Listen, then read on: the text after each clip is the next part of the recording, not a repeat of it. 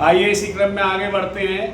पहले जो एफआईआर लिखी जाती थी वो सीआरपीसी की धारा 154 के मुताबिक लिखी जाती थी। अब वही उसमें 19 जोड़ दोगे तो आ जाएगी धारा 173। परीक्षा की दृष्टि से भी इम्पोर्टेंट है। संज्ञेय मामलों में इत्तला का मतलब है इंफॉर्मेशन और संज्ञेय मामलों से मतलब है कॉग्निजेबल ऑफेंस से रिलेटेड।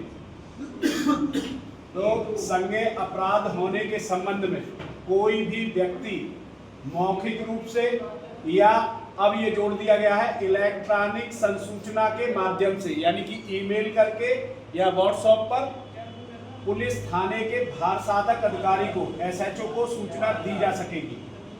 नंबर 1, सूचना मौखिक रूप से दी गई है तो उसको लेखबद्ध किया जाएगा, यानी कि लिखा जाएगा और सूचना देने वाले को पढ़कर सुनाया जाएगा। प्रत्येक ऐसी सूचना पर चाहे वह लिखित रूप में दी गई हो या मौखिक रूप में लेखबद्ध हुई हो, उस व्यक्ति के हस्ताक्षर कराए जाएंगे। किसके? जिसने सूचना ऐसी दी है, चाहे मौखिक दी हो चाहे लिखित दी हो। एफआईआर की बात हो रही है। सेकंड कह रहा है इलेक्ट्रॉनिक संसाधनों द्वारा प्राप्त सूचना का सार को तत्काल जीडी में अंकित किया जाएगा।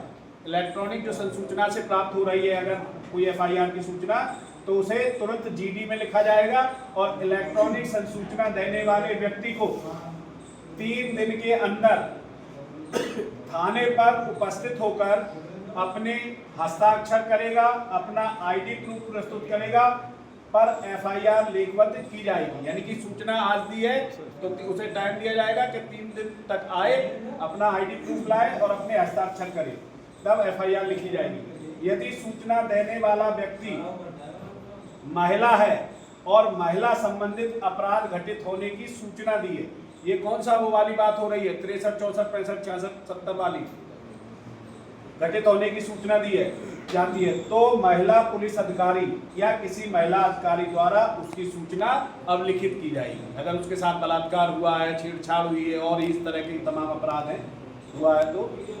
गुरुजी रुक जाओ यहाँ। ये क्या हो रहा है?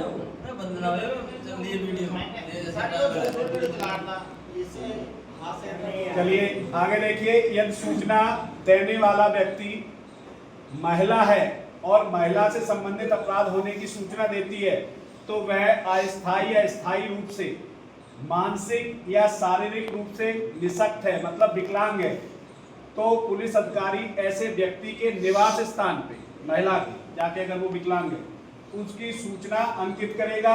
अगर वो इस तरह विकलांग है, मान लो गूंगी बहरी है, तो किसी द्विभाषीय जो उसकी बात समझ सके और तुम्हें बता सके और तुम्हारी बात उसको बता सके, किसी विशेष प्रबोधक की उपस्थिति में उसके बयान अंकित किए जाएंगे। ऐसी उक्त सूचना के अवलेखन की विधिवत वीडियोग्राफी तैयार की जाएगी।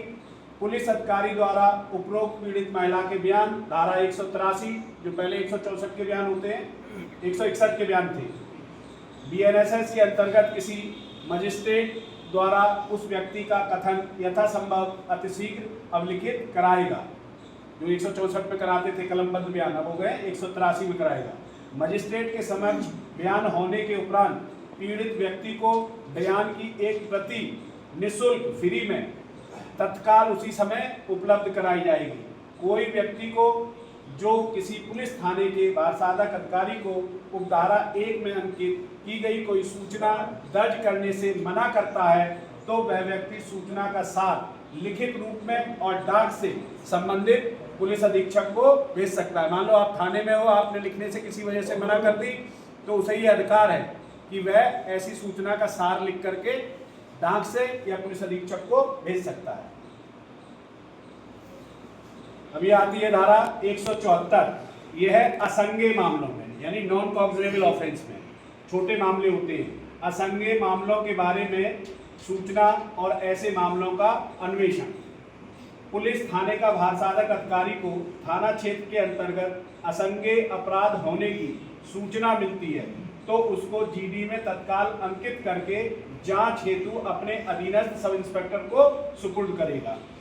थाना प्रभारी असंज्ञेय मामलों की रिपोर्ट दर्ज होने के उपरांत मामले की पाक्षिक दैनिक डायरी की रिपोर्ट मजिस्ट्रेट को भेजेगा कि आपने क्या कार्रवाई की। उसमें एनसीआर में क्या कार्रवाई होती है, या तो 1716 जो बताया मैंने 126 से 135 की कार्रवाई होगी, या 170 की कार्रवाई होगी, या फिर उसमें समझौता होगा। तो उसकी रिपोर्ट जो है संबंधित मजिस्ट्रेट को भेजेगा।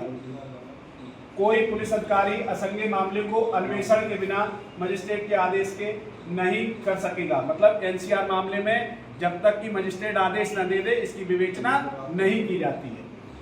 कोई पुलिस अधिकारी विवेचना संबंधी आदेश मिलने पर ही ऐसी शक्तियों का प्रयोग कर सकता है जैसे वह संज्ञेय मामलों में कर सकता था।